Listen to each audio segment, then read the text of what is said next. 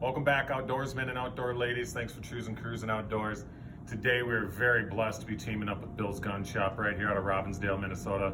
They have many Twin Cities locations as well as the surrounding states. We're actually going to leave a link in the description. Please go ahead and check out their website. Join the discussions. Go ahead and shop. Have fun. So what we're going to be doing today is a video on how to choose purchasing your first firearm. What you're going to want to do. Talk to your friends, do some research online, maybe not too much as far as reliability goes, because most of these firearms are actually very reliable with the technology and the time that they've put into these over the years. So come on into your local range. Now with one fee, you're going to be able to try all of these different firearms. I highly recommend you try as many on that first day as you can. Reason being, when you come into these ranges, you would have to pay a daily fee to use these firearms, and then you're gonna have to purchase the ammunition they provide as well. You do get to take home what you don't use.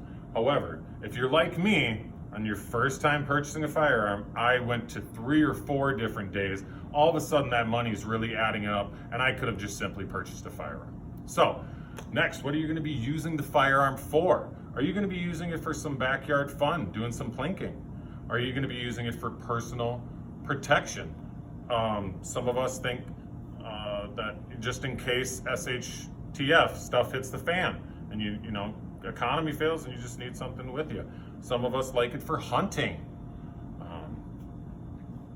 And some of us just like firearms. So with that said, do the research on what kind of caliber you're going to be using if you are hunting. If you're taking big game like a deer, use something that's going to effectively take them in the shortest amount of time. We have to respect these animals.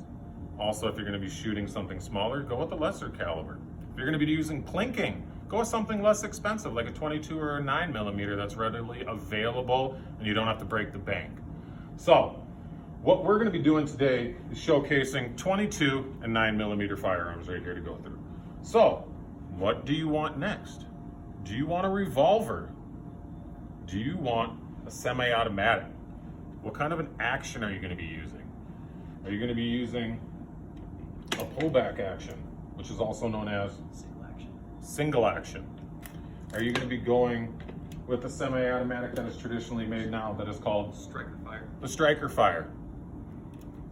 Also, some of these guns have external safeties and some of them just have trigger safeties. So if you want something specifically with an external safety, like this one, ask for an external safety. Now my personal firearm does not have an external safety. However, there's many safety, safety technology inside the trigger that helps it not go off. So, with that said, let's go ahead and have some fun. We got what's this one called again? Judge. The Judge. We got a 357. We got Rugers. We've got some compacts. Now, right here, these would be wonderful options for carrying on your person, for conceal and carry, whether it's inside of your waistband, outside of your waistband, perhaps in your purse or a backpack. Very small, can get them in most things and still can protect you or those around you. Then we have compacts as well as full-size guns.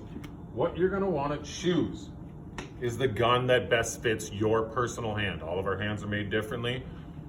So, as I've said in other videos, you're gonna wanna make sure you get a good purchase on the gun. The webbing right into the back, trigger discipline, and comfort. Go ahead and grab your firearm.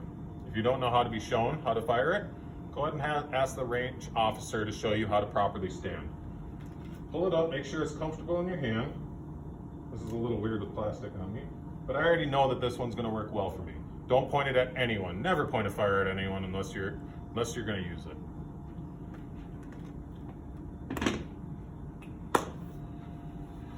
Try out as many as you can. Go on the range, fire off 1 or 2 magazines, come back, grab the next one. Keep doing it, take your time, enjoy it, practice your breathing, make sure you're accurate, because once you purchase that firearm, it's yours. So, if you guys have any comments or questions, please leave them leave them below in the video. I'd love to address them. And thank you, Bill's Gun Shop. Thanks for choosing Krus'n Outdoors, and I look forward to seeing you next time.